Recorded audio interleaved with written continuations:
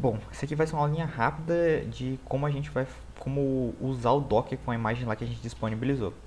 Então, beleza. A gente vai fazer o básico de simplesmente só criar um projeto Laravel normal. A gente vem aqui eu vim na minha pasta projetos, onde tem todos, CMD, e aqui a gente já vem parar no diretório correto. E a gente cria um projeto Laravel normal. Eu vou colocar como teste Docker. E agora a gente espera. E foi. Do jeito que tá aqui, a gente pode dar um cd teste Docker. Aqui já dá um code dot pra gente abrir aqui no VS Code. Beleza, feito isso, o que a gente faz agora? Vamos abrir o Docker Desktop.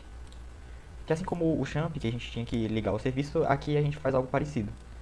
Aqui ó, tanto que é o Start the Docker Engine, ou seja, iniciando o motor do Docker. Já que ele roda em um processo em segundo plano. Então a gente precisa ter que ele esteja aberto. Beleza, feito isso, o que a gente vai fazer agora? Em todos os PCs provavelmente é para ter esse repositório do arquivo Docker, que é basicamente todos os arquivos que você precisa ter. Aí o que a gente vai fazer? Ctrl C, seleciona os arquivos, Ctrl C, lembra de copiar e não de recortar, né? Para não acabar tirando os arquivos daqui. Porque aí depois quando você precisar usar os arquivos de novo, eles não vão estar lá, né? Então beleza. Vim aqui, agora eu venho para a parte aqui do projeto, só dou Ctrl V. Ele vai pedir para substituir o .env, e a gente vai querer substituir. Por causa que o .env que a gente está usando agora, ele é configurado para trabalhar em algumas portas diferentes, assim você evita alguns conflitos. E ele tem umas configurações a mais. Beleza, feito isso a gente pode abrir aqui o... Opa, a gente pode deixar aqui aberto que a gente vai testar depois. Aí beleza, aqui a gente já está trabalhando com os arquivos do Docker. Além disso a gente tem o comando IC, que aqui tem alguns comandos que a gente pode precisar usar. E o nosso .env que é um pouquinho diferente. Daqui a única coisa que você precisa alterar é só o nome do seu banco de dados. O resto já está tudo configurado. Inclusive as credenciais que por padrão são essas. Feito isso a gente pode iniciar o serviço. Como é que a gente faz? Uma certa diferença que pode acabar tendo é na hora de você de clonar um repositório. Porque quando você faz esse processo, você tem que também fazer o composer install. E o composer install, inclusive, você tem que fazer no PowerShell. E enquanto para você usar os outros comandos do Docker, você vai utilizar sempre no Ubuntu WSL, que é basicamente um Linux no Windows. Porque o Docker ele funciona em um kernel Linux. É como se ele só funcionasse em um Linux. E o que a gente faz é simular um Linux no Windows usando esse WSL. Deixa eu só... Pronto. Aí beleza, se você tiver clonado o repositório, você dá o composer install aqui e ele vai colocar a pasta à venda para funcionar tudo ok. Aí beleza, no WSL vai dar um errinho se a gente for iniciar o serviço normalmente.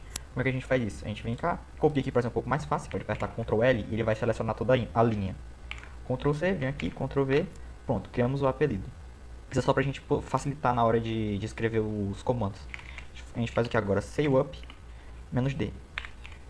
Isso aqui, o que está acontecendo é basicamente ele está iniciando o serviço e esse menos D ele serve simplesmente para dizer que ele para não travar o terminal. Ele vai ficar rodando em segundo plano e você pode continuar usando esse terminal daqui. É basicamente só isso que esse menos D faz. Só que quando a gente fizer isso, parece um pouco aterrorizante porque são vários erros de uma vez, mas na verdade é uma coisa muito simples. Tanto que você pode até notar um certo padrão. Ponto .env, linha 7, 11, 14, 16 e 18. Se você olhar, linha 7, 11, 14, 16 e 18. Isso aqui é basicamente uma formatação da quebra de linha. É como se em cada espaçamento desse daqui tivesse escrito um barra N, barra R, barra R. Só que o que acontece? O Linux não sabe ler esse barra R, ele só sabe ler o barra N, para dizer que tem uma nova linha. Só que aí, no Windows, a gente trabalha com uma quebra de formatação de linha chamada CRLF, enquanto o Linux é só o LF. Aí o que a gente tem que fazer? Com o arquivo do .env aberto, clica aqui em CRLF, troca para LF. Simplesmente só isso. Tanto que a gente pode vir aqui, saiu o up-menu novamente, e ele cria aqui, inicia os serviços normalmente.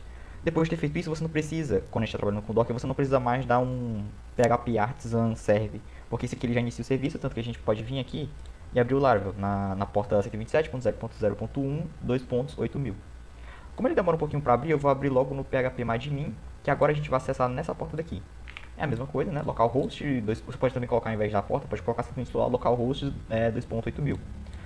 Para acessar o phpMyAdmin, agora a gente pode fazer o seguinte: vamos acessar é o mesmo IP, né? Só que ao invés de ser na porta 8000, vai ser na porta 8080.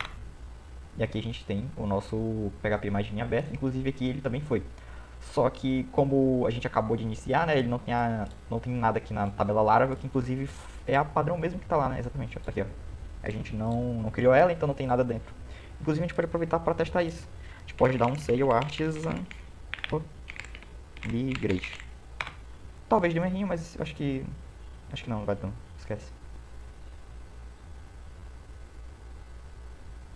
Ah, e agora a gente vai trabalhar com Sail Artisan ao invés de PHP Artisan.